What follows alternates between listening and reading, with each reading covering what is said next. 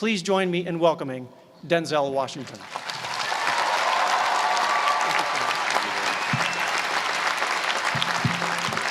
Thank you. Thank you very much. I am obviously the most unorganized. Everybody else has nice boxes to bring their script up in. I just kind of got it all messed up here and put it inside of a magazine. So in fact, I don't even have it in the right order. Wait a minute, let me get it in the right order here.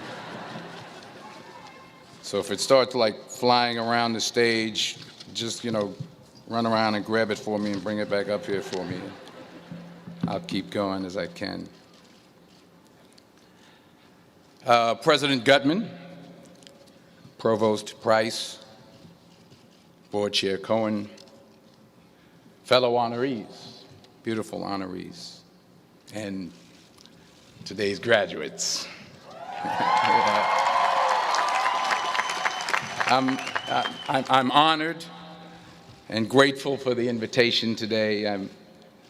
It's always been great to be on the Penn campus.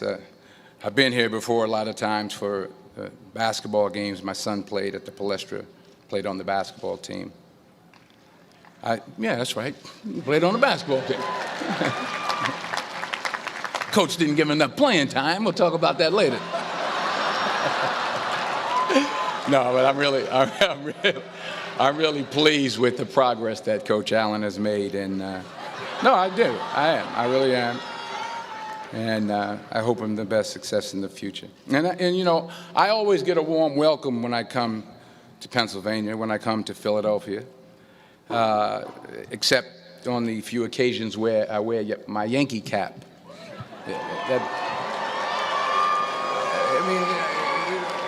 What's wrong with that? I can't suddenly just switch up and wear a Philly cap. I mean, it's like taking your life in your hands around here when you wear a Yankee cap. I'm telling you. I met a couple of guys and they were like, "Hey, we love you, Denzel, but you walking around with that hat on, we don't care who you are." So you'll be happy to see that I'm not wearing my Yankee cap today. I'm wearing my Yankee socks, my Yankee t-shirt, my Yankee jock shorts, my Yankee underwear, my Yankee toe warmers, but not my Yankee cap. But still, I'll be honest with you, I'm a little nervous. I'm not used to speaking at a graduation of this magnitude. It's a little overwhelming. It's out of my comfort zone. You dress me up in army fatigues or throw me on top of a moving train, as someone said, unstoppable, or ask me to play Malcolm X, Reuben Hurricane Carter, or Alonzo from Training Day. I can do that. But a commencement speech, it's a very serious affair, and it's a very different ball game. There are literally thousands and thousands of people here. And for those who say, well, you're a movie star, millions of people watch you and watch you speak all the time, well, that's true. That's technically true. But I'm not actually in the theater watching them watching me. I think that makes sense. I mean, I'm not there when they call for a fidget around or pull out their iPhones or text their boyfriend or scratch their behinds or whatever it is they're doing in the movie theater. But from up here, I can see every single one of you. And that makes me uncomfortable. So please, don't pull out your iPhones and don't text your boyfriend until after I'm done. Please. If you have to scratch your behind, I understand. Go ahead. I was thinking about this speech, what I should say. I figured the best way to keep your attention would be to talk about something, really like juicy Hollywood stuff. Like, I thought I could talk about me and Russell Crowe getting in arguments on the set of American Gangster, but I said, no, you're a group of high-minded intellectuals, you're not interested in that. Or maybe not. I thought about a private moment I had backstage with Angelina Jolie in a dressing room after the Oscars. But I said, no, I don't think so. This is an Ivy League school, and Angelina Jolie half naked in a dressing room. Who wants to hear about that? No one. No one. This is pen. That stuff would never go over well over here. Maybe at Drexel, but not over here.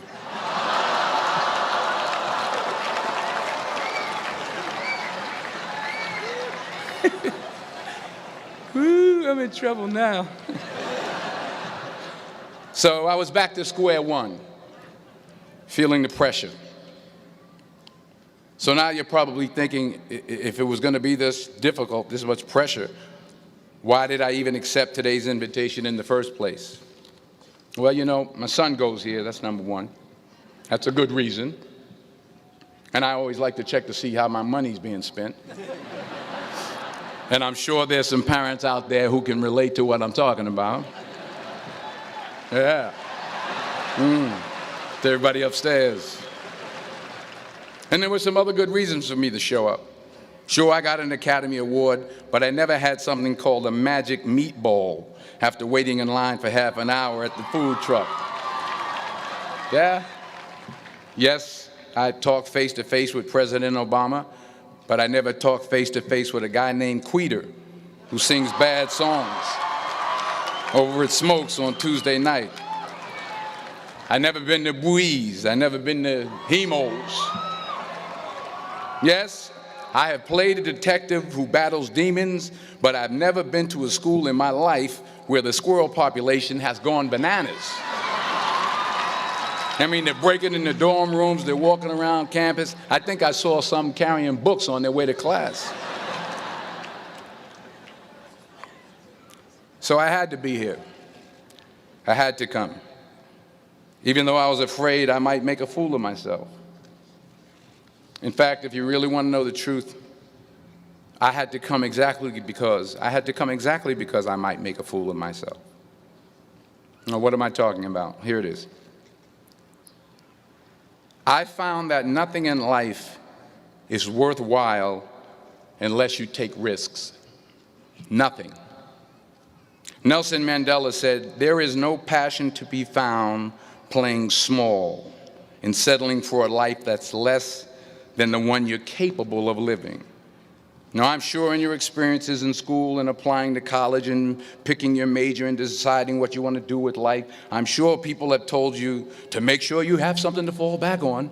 Make sure you got something to fall back on, honey. But I never understood that concept, having something to fall back on. If I'm going to fall, I don't want to fall back on anything except my faith. I want to fall forward. I figure at least this way I'll see what I'm going to hit. Fall forward. This is what I mean. Reggie Jackson struck out 2,600 times in his career, the most in the history of baseball. But you don't hear about the strikeouts. People remember the home runs. Fall forward. Thomas Edison conducted 1,000 failed experiments. Did you know that? I didn't know that. Because the 1,001st was the light bulb. Fall forward. Every failed experiment is one step closer to success. You've got to take risks, and I'm sure you've probably heard that before, but I want to talk to you about why that's so important. I got 3 reasons, and you can pick up your iPhones. First, you will fail at some point in your life. Accept it. You will lose. You will embarrass yourself. You will suck at something. There's no doubt about it. And I know that's probably not a traditional message for a graduation ceremony, but hey, I'm telling you, embrace it, because it's inevitable. And I should know. In the acting business, you fail all the time. Early on in my career, I auditioned for a part in a Broadway musical. Perfect role for me, I thought, except for the fact that I can't sing. So I'm in the wings, I'm about to go on stage, but the guy in front of me, he's singing like Pavarotti. He's just, and he's just going on and on and on, and I'm just shrinking, I'm getting smaller and smaller. So they say, "Oh, thank you very much, and you'll be hearing from us." So I come out with my little sheet music, and it was Just My Imagination by the Temptations. That's what I came up with. So I hand it to the accompanist, and she looks at it and looks at me and looks out at the director and was like, all right. So I start, I'm going to sing. I'm like, it's just my imagination once again, and then coming away with me. And I'm not saying anything, so I'm thinking I'm getting better. So I start getting into it. It was just my imagination. Running. This, thank you. Thank you very much, Mr. Washington. Thank you. So I assumed I didn't get the job. But the next part of the audition, he called me back. The next part of the audition is the acting part of the audition. So I'm like, hey, okay, maybe I can't sing, but I know I can act. So they pair me with this guy, and again, I didn't know about musical theater. And musical theater is big, so they can reach everyone all the way in the back of the stadium. And I'm more from a realistic, naturalistic kind of acting where you actually talk to the person next to you. So I don't know what my line was. My line was, well, hand me the cup. And his line was, well, I will hand you the cup, my dear. The cup will be there to be handed to you. And I said, oh, okay.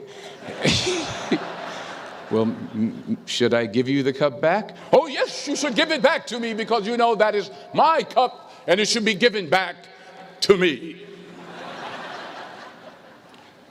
I didn't get the job. But here's the thing. I didn't quit. I didn't fall back. I walked out of there to prepare for the next audition, and the next audition, and the next audition. I prayed. I prayed, and I prayed. But I continued to fail, and fail, and fail. But it didn't matter, because you know what? There's an old saying, you hang around the barbershop long enough, sooner or later you're going to get a haircut. So you will catch a break, and I did catch a break. Last year, I did a play called Fences on Broadway. Someone talked about it. Won the Tony Award. And I didn't have to sing, by the way. But here's the kicker. It was at the Court Theater. It was at the same theater that I failed that first audition 30 years prior. The point is, and I'll pick up the pace, the point is every graduate here today has the training and the talent to succeed. But do you have the guts to fail? Here's my second point about failure. If you don't fail, you're not even trying. I'll say it again. If you don't fail, you're not even trying. My wife told me this great expression. To get something you never had, you have to do something you never did. Les Brown's a motivational speaker. He made an analogy about this. He says, imagine you're on your deathbed, and standing around your deathbed are the ghosts representing your unfulfilled potential. The ghost of the ideas you never acted on. The ghost of the talents you didn't use. And they're standing around your bed, angry, disappointed, and upset. They say, we came to you because you could have brought us to life, they say. And now we have to go to the grave together. So I ask you today, how many ghosts are going to be around your bed when your time comes? You've invested a lot in your education, and people have invested in you. And let me tell you, the world needs your talents. Man, does it ever. I just got back from Africa like 2 days ago, so if I'm rambling on, it's because I'm jet lagged. I just got back from South Africa. It's a beautiful country, but there are places there with terrible poverty that need help. And Africa is just the tip of the iceberg. The Middle East needs your help. Japan needs your help. Alabama needs your help. Tennessee needs your help. Louisiana needs your help. Philadelphia needs your help. The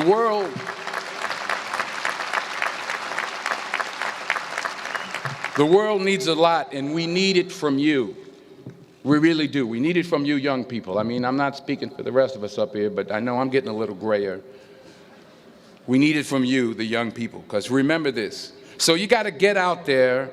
You got to give it everything you got, whether it's your time, your talent, your prayers, or your treasures. Because remember this, you will never see a U-Haul behind a hearse.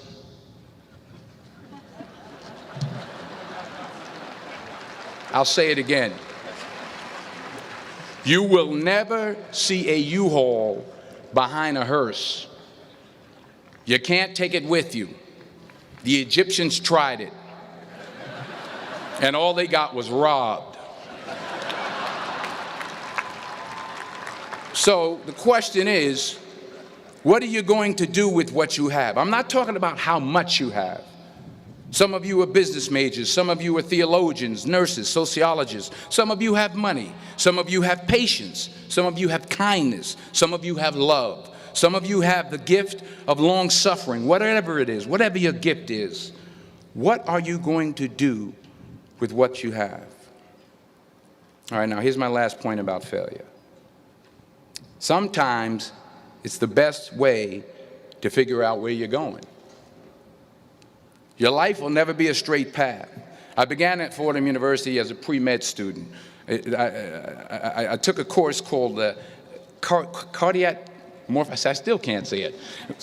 Cardiac morphogenesis. I couldn't read it. I couldn't say it. I sure couldn't pass it. So then I decided to go into pre-law, then journalism. And with no academic focus, my grades took off in their own direction. Yeah, down. I was a 1.8 GPA one semester, and the university very politely suggested that it might be better to take some time off. I was 20 years old. I was at my lowest point. And then one day, and I remember the exact day, March 27th, 1975, I was helping my mother in her beauty shop. My mother owned a beauty shop up in Mount Vernon. And there was this older woman who was considered one of the elders in the town. And I didn't know her personally, but I was looking in the mirror, and every time I looked at the mirror, I could see her behind me, and she was staring at me. She just kept looking at me. Every time I looked at her, she kept giving me these strange looks. So she finally took the dryer off her head and she said something I'll never forget. First of all, she said, "Somebody give me a piece of paper. Give me a piece of paper." She said, "Young boy, I have a prophecy, a spiritual prophecy." She said, "You are going to travel the world and speak to millions of people." Now, mind you, I'm 20 years old. I'm flunked out of school. In fact, like a wise ass, I'm thinking to myself, maybe she's got something in that crystal ball about me getting back into school next fall. But maybe she was on to something, because later that summer, while working as a counselor at a YMCA camp in Connecticut, we put on a talent show for the campers. And after the show, another counselor came up to me and asked, "Have you ever thought about acting? You're good at that." So when I got back to Fordham that fall, I got in and I changed my major once again for the last time. And in the years that followed, just as that woman prophesied, I have traveled the world and I have spoken to millions of people through my movies. Millions who up till this day couldn't see me, who up till this day I couldn't see while I was talking to them, and they couldn't see me. They could only see the movie. They couldn't see the real me. But I see you today, and I'm encouraged by what I see. And I'm strengthened by what I see. And I love what I see.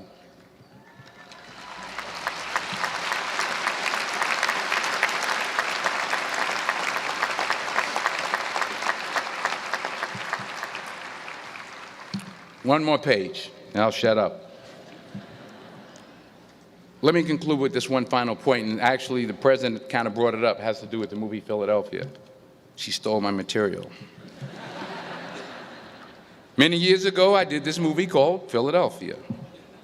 We filmed some of the scenes right here on campus. Philadelphia came out in 1993. Most of you were probably still in diapers. Some of the professors, too.